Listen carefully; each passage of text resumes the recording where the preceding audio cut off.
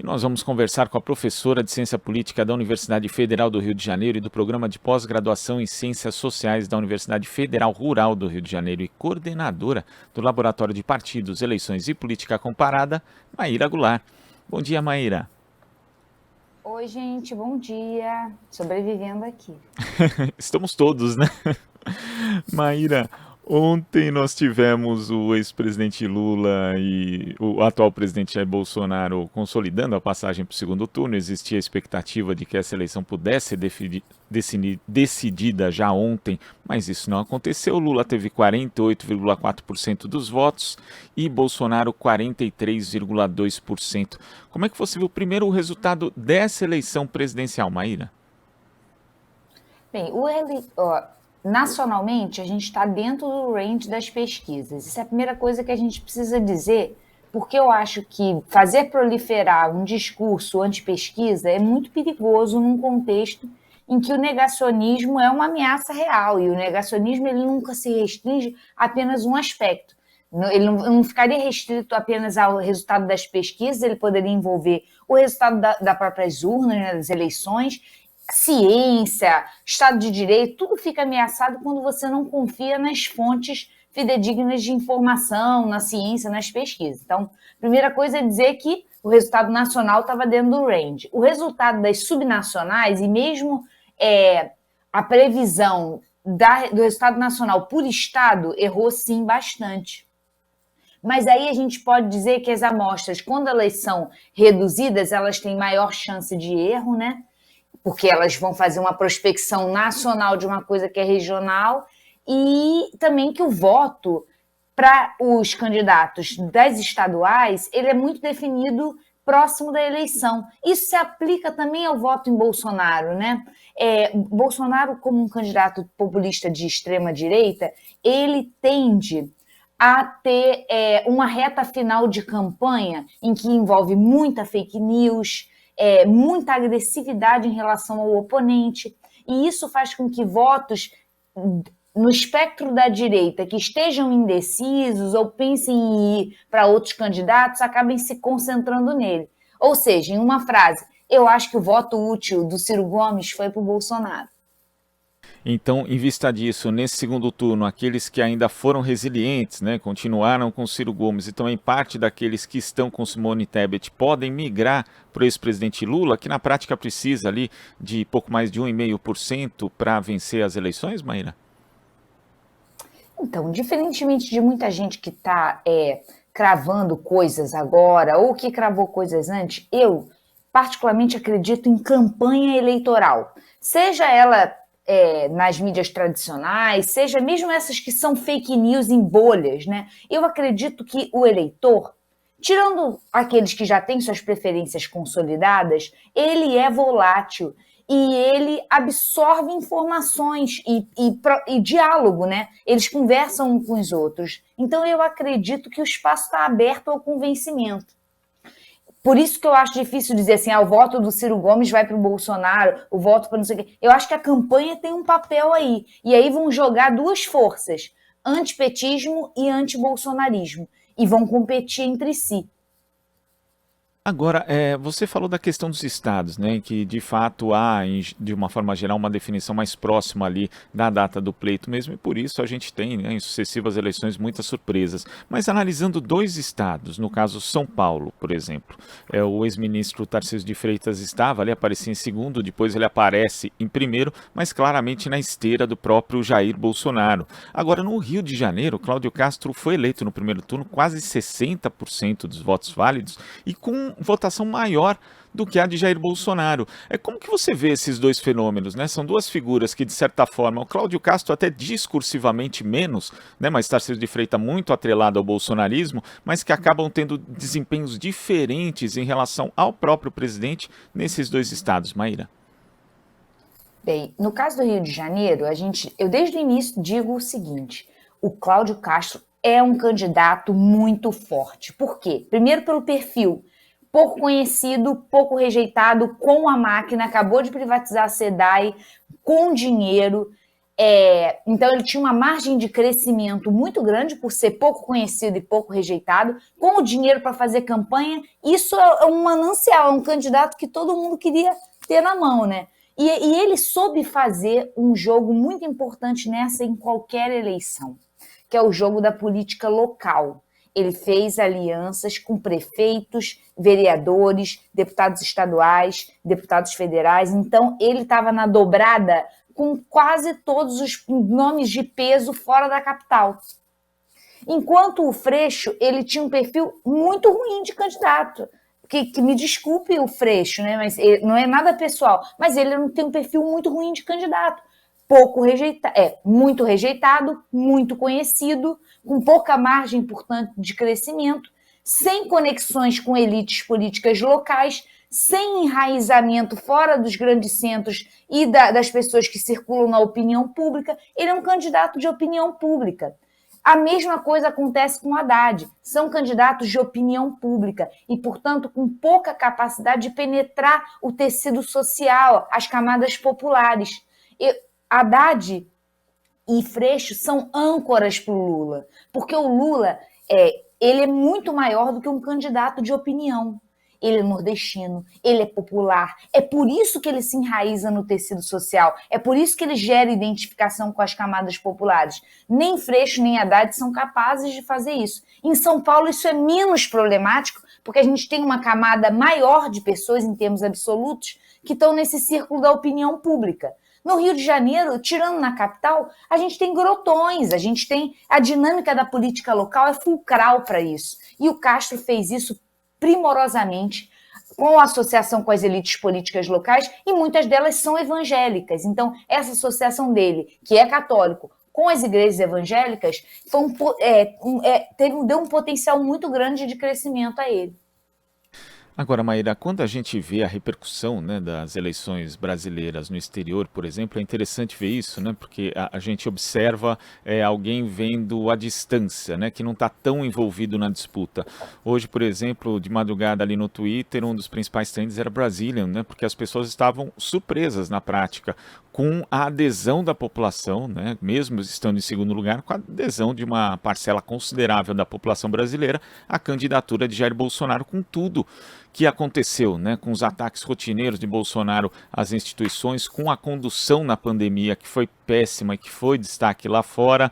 E a gente já conversou aqui, Maíra, a respeito de que o Bolsonaro não inventou o bolsonarismo. Existia um substrato dessa estrutura autoritária brasileira, da própria história escravocrata do Brasil, que acabam dando aí a possibilidade de surgir um candidato de extrema-direita. Mas na eleição de 2018, a gente tinha ali muita gente que se avaliava que tinha votado enganado em Bolsonaro e tal, mas agora, mesmo depois de tudo isso, ele tem 44% dos votos. Dá para cravar, Maíra, que boa parte da população brasileira, pelo menos esse segmento, tem um pensamento autoritário e que combina, sim, com o ideário de extrema-direita? Calma, vamos lá. A primeira coisa que eu acho que a gente tem que ressaltar: Bolsonaro entregou o que ele prometeu para quem votou nele. Quem votou nele e conhecia a história dele sabia que ele não tinha qualquer conexão com um projeto macroeconômico, com um projeto de políticas públicas, com uma ideia de desenvolvimento, modernização do Estado. Ele nunca teve conexão com esse tipo de discurso. Ele sim tem conexão com discursos muito extremistas, contundentes, em termos de reacionarismo no plano dos direitos civis. Né? Uma volta a uma sociedade idílica, que era a sociedade da ditadura militar, em que as pessoas tinham ordem, e é uma ordem patriarcal, você está certíssimo. Então ele entregou isso, porque a pessoa que votou nele votou num cara que fazia um montão de discurso conservador, no caso reacionário, né? Fazia discursos reacionários e ficava animando a plateia nesse sentido. Isso mais antipetismo. Então, tem esse componente do discurso reacionário, mais um componente do discurso antipetista, ou anti-esquerda. Tudo isso ele entregou. É o que, para mim, explica o resultado da eleição. Ele perdeu poucos votos quando comparado a 2018. As pessoas que votaram nele tiveram o que elas esperaram e renovaram o voto. Esse é o primeiro ponto. Segundo, sobre a repercussão da vitória, Otto falha, da ida para o segundo turno, eu acho que nós, Glauco, vivemos em bolhas em que as pessoas são progressistas. Mesma coisa lá fora. A opinião pública vive em bolhas de pessoas progressistas. Mas tanto aqui como lá fora, eu tendo a crer que a maioria das pessoas não tem convicções tão fortes como nós acerca do legado da modernidade. A ideia de que as pessoas são iguais, de que a sociedade precisa progredir para além da estrutura patriarcal, ela está muito presente no meu imaginário, no meu tecido valorativo, mas isso não pode ser dito da maioria das pessoas. Nós somos exceções. Então, a disputa ainda se dá em termos de um legado da modernidade penetrar no tecido social, porque ainda não penetrou. Então, isso está em disputa. Está a disputa agora é em termos de rejeição. Antibolsonarismo, antipetismo. E é aí que a gente vai nesse campo molecular, e eu ainda creio que o campo discursivo do Lula, ao enfatizar a mobilidade econômica e inclusão social, consegue estar para além do campo discursivo de Bolsonaro, que está enfatizando reação, uma sociedade que retroage. Né? Mas não podemos desdenhar desse ideal de sociedade que retroage, desse ideal patriarcal, porque ele está muito presente ainda no Brasil e no mundo. E Maíra, talvez essa contradição também se reflita bastante na composição da Câmara dos Deputados, né, depois dessa eleição, porque houve ali um aumento na prática da bancada da direita, mas também quando a gente vê os deputados do campo progressista ali, existe uma diversidade maior. A gente tem a eleição de 2 mulheres trans para a Câmara Federal pela primeira vez, Érica Hilton e Duda Salabert, e tem também 2 indígenas, né, Sônia Guajajara e Joênia Wapichana. Pela primeira vez isso acontece. Então isso também reflete esse tipo de contradição que você traz, né, que está muito presente aqui no Brasil? Sim, o espaço da Câmara dos Deputados é o espaço da representação de minorias, né? É o sistema proporcional. E nós temos, sim, uma minoria na sociedade muito conectada com a crítica a essa sociedade patriarcal. E ela vai eleger seus legisladores, ainda mais diante de uma alteração na regra eleitoral que favorece, bonifica com voto em dobro, votos para mulheres e negros na Câmara dos Deputados. Bonifica em termos de quê? De obtenção de fundo eleitoral e partidário. Sobre a nova isso explica, a meu ver, esses 2 fatores, né? Uma minoria da sociedade muito conectada com um discurso de modernização da sociedade patriarcal, mais os incentivos eleitorais. Explicam o que eu acredito que eu ainda não vi. Eu vi o resultado das bancadas, mas ainda não vi se aumentou, de fato, a representação de mulheres e negros nessa legislatura. Ainda não tive acesso a esse resultado. Se você tiver, por favor, fale para mim. Agora, no caso das bancadas dos partidos, eu estava acompanhando o que aumentou e diminuiu na janela partidária, que se deu até abril. E o resultado foi muito dentro desse esperado. Né? Os partidos que tiveram, por exemplo, o PL, que fez a maior bancada, ele tinha recebido 43 deputados na janela partidária. União Brasil, 30 deputados na janela partidária, o PP, 20, o Republicanos, 14.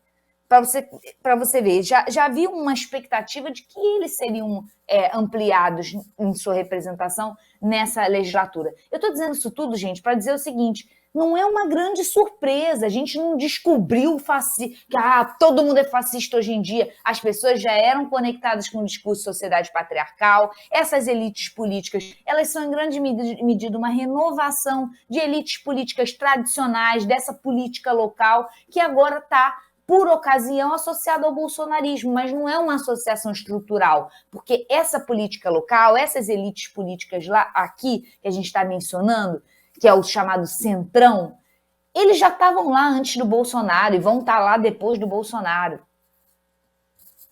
Agora, Maíra, inclusive eu estava verificando aqui para ver se a gente já tinha dados consolidados a respeito da participação das mulheres na Câmara dos Deputados, e esses dados ainda não existem, talvez por conta, né, dos cálculos de sobra de vaga que ainda estão sendo feitos. A gente ainda não tem esse dado, mas, por exemplo, o PT elegeu 68 deputados e deputadas, e desses são 17 mulheres e 51 homens. Lembrando que existe também na esquerda, você bem sabe, né, estuda o assunto, esse desequilíbrio muito grande ainda entre homens e mulheres, mas parece à primeira vista que existe uma redução, pelo menos, dessa diferença.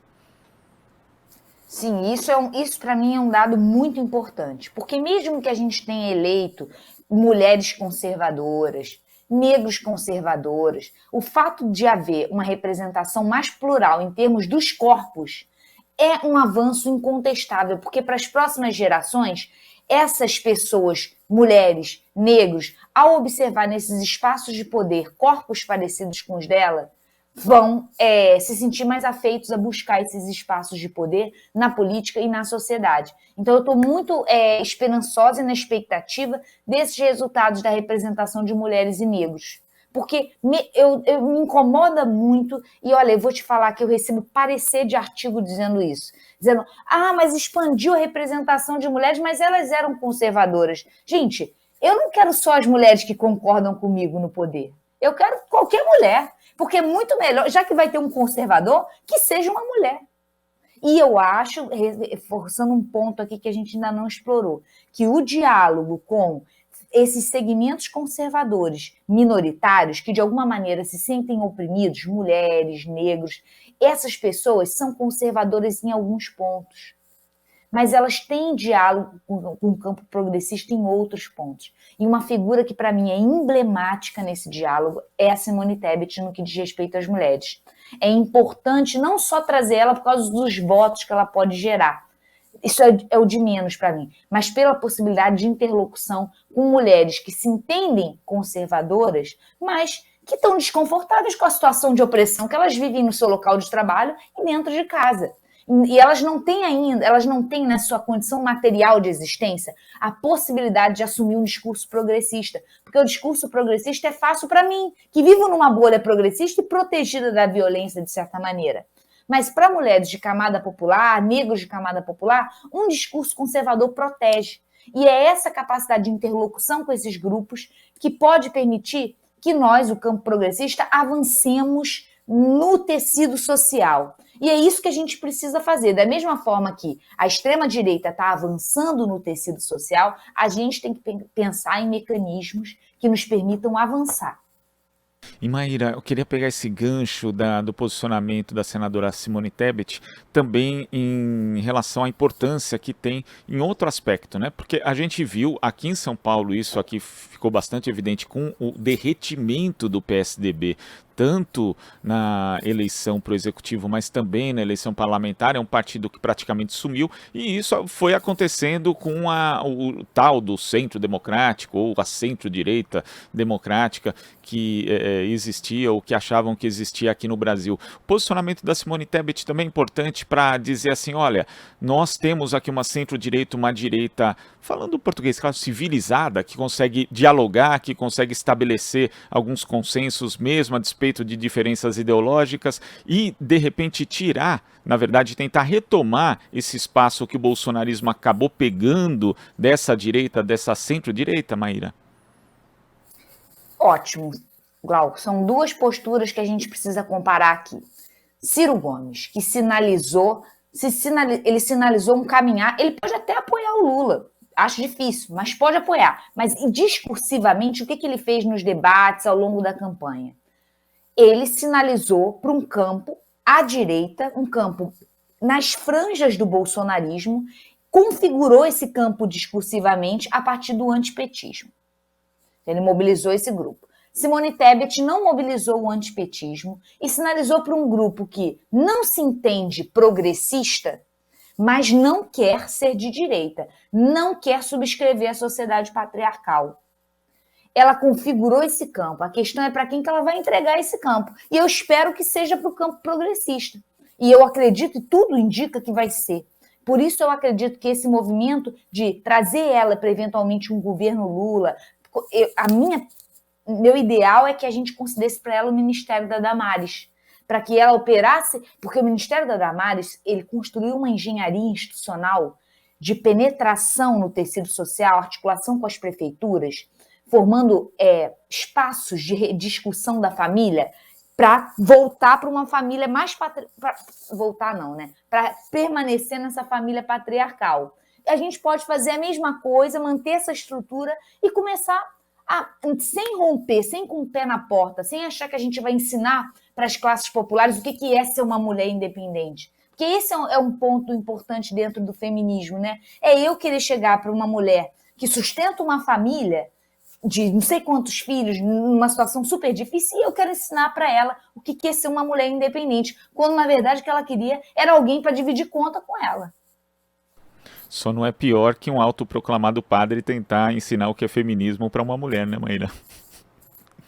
Esse, para mim, foi o melhor diálogo dos dois debates. Ele entrou nesse campo do aborto, do feminismo, com a Simone. E o que me chamou muito a atenção ela em nenhum momento disse que não era feminista. Porque ela podia ter dito, mas ela não disse. Ela falou, sou feminista e sou católica, não quero entrar nesse mérito, tudo mais, não importa. Mas ela assumiu que era feminista. Então ela trouxe isso para um campo que normalmente rechaça a discussão do feminismo, né? E a gente observou nas pesquisas, por exemplo, que Esther Solano fez com pesquisas focais, né, com grupos focais, que tem muita mulher conservadora que diz, eu sou feminista, mas eu não gosto daquilo, eu não gosto de tirar roupa. É assim, tudo bem, pode não gostar de nada, mas vem para o campo do feminismo, vem rediscutir a sociedade patriarcal, porque é disso que se fala. A gente precisa discutir no plano valorativo, no plano dos afetos, porque é nesse plano que o bolsonarismo está avançando.